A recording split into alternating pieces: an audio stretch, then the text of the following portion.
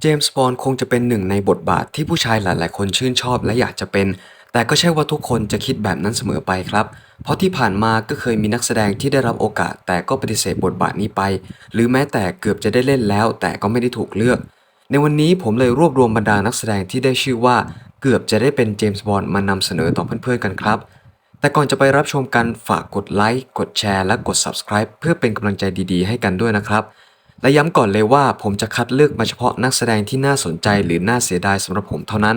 จึงอาจมีการตกหล่นใครไปหลายๆคนนะครับแล้วถ้าทุกคนพร้อมแล้วก็ไปรับชมกันเลยครับคนแรกเลยคือริชาร์ดเบอร์ตันครับเป็นนักแสดงชาวเวลส์เขาคือตัวเต็งที่ถูกเลือกไว้ให้มาเป็นเจมส์บอนด์คนแรกเลยครับแต่เนื่องด้วยค่าตัวของเขาที่ค่อนข้างสูงเกินกำลังของทีมผู้สร้างในขณะนั้นเลยทำให้ริชาร์ดเบอร์ตันไม่ได้ถูกเลือกให้เป็นเจมส์บอนด์นั่นเองครับ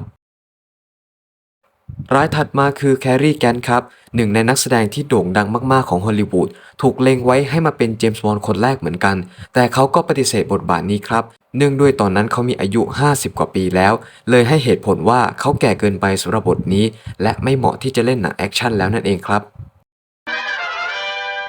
คนต่อมาคืออดัมเวสต์ครับอดีตแบทแมนฉบับทีวีซีรีส์แห่งยุค 60 ที่เคยถูกทาบทามให้มารับบทนี้ในภาค Demons Are Forever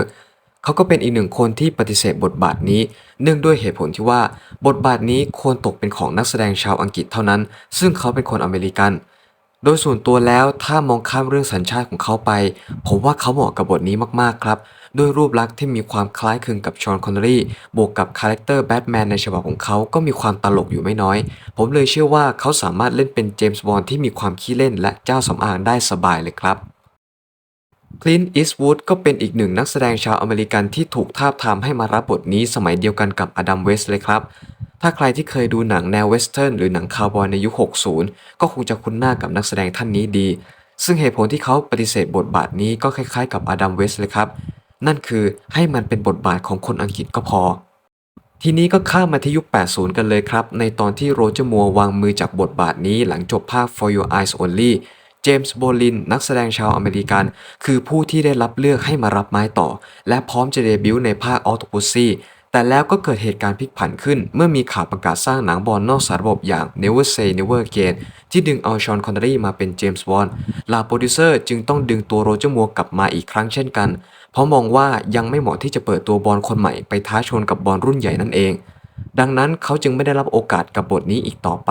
และสร้างความรู้สึกที่ผิดหวังให้กับเขาไม่น้อย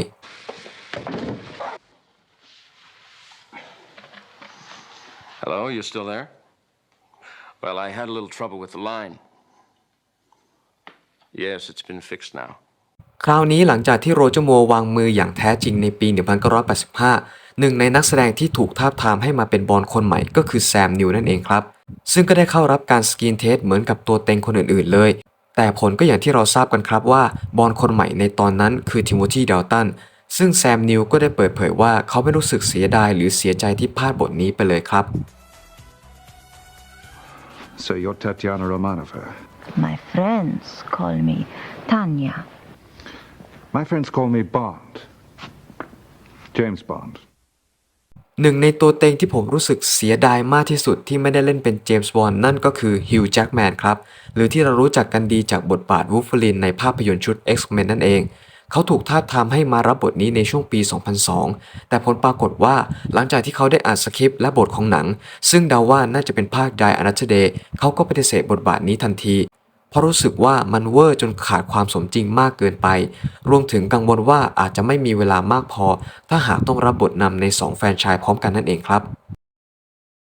และคนสุดท้ายที่ผมนำมาเสนอกันในวันนี้คือเฮนรี่คาวิลครับเพราะเขาคนนี้คือรองแชมป์ที่แพ้ให้กับแดเนียลเคกคนเดียวเท่านั้นซึ่งเหตุผลสำคัญที่ทำให้เขาไม่ได้รับเลือกนั้นเป็นเพราะเรื่องของอายุครับเพราะตอนนั้นเขาเพิ่งจะมีอายุเพียง 22 ปีเท่านั้น ซึ่งถ้าหากเขาได้เป็นเจมส์บอนด์จริงๆเขาก็จะกลายเป็นเจมส์บอนด์ที่อายุน้อยที่สุดทำลายสถิติของจอร์จ เลเซนบี้ที่เป็นเจมส์บอนด์ตอนอายุ 29 ปีไปเลยครับ